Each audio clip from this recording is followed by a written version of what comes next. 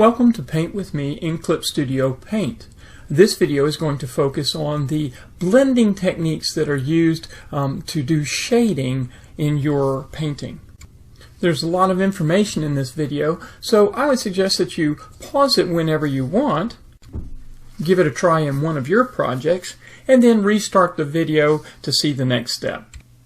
Clip Studio allows you to use the same tool for both painting and erasing by allowing you to switch or toggle between the foreground color and the transparent color.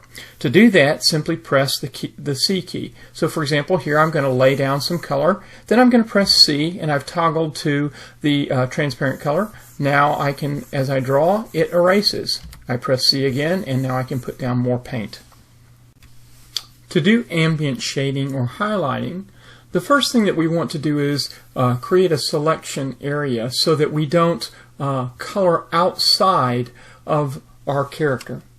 So I'm going to the Magic Wand tool, and then I'm going to look at the tool properties, and I want to make sure that Refer Multiple is selected, because I'm going to actually create the selection while I'm on the shades layer. Here I've got a Shades 2 layer, but I want it to notice that there's an ink layer as well. So I'm going to click outside, and you see it selected everything outside of the character.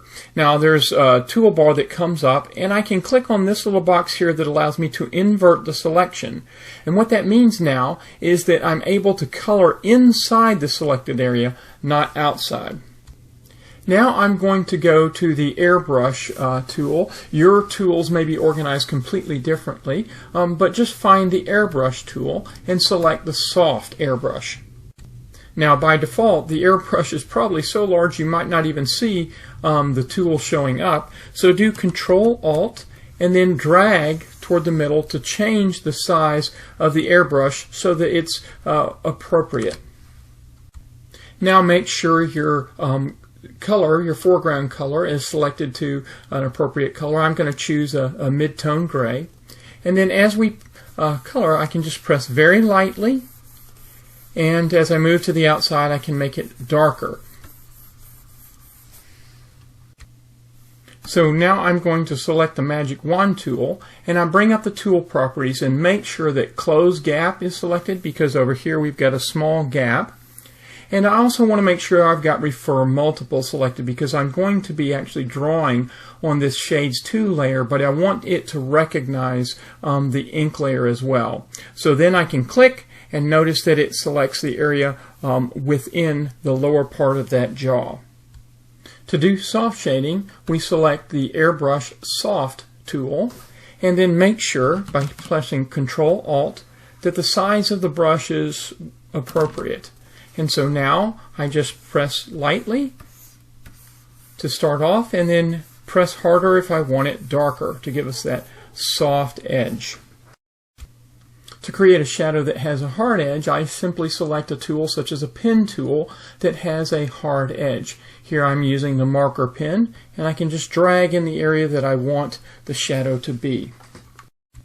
To turn a hard edge into a soft edge shadow, use the blending tool. Blur is probably one of the best ones, but you can choose what you want, and the size of the brush will affect how large the blur is, or that blending is. So here I can create a fairly hard edge. If I increase the brush size, it softens it up quite a bit. I can also turn a hard edge into a soft edge by using the eraser tool. Choose a soft eraser and change the size of the brush as much as I want, and then I can come in and create that softer edge. Again, the larger the brush is, the softer the edge will be.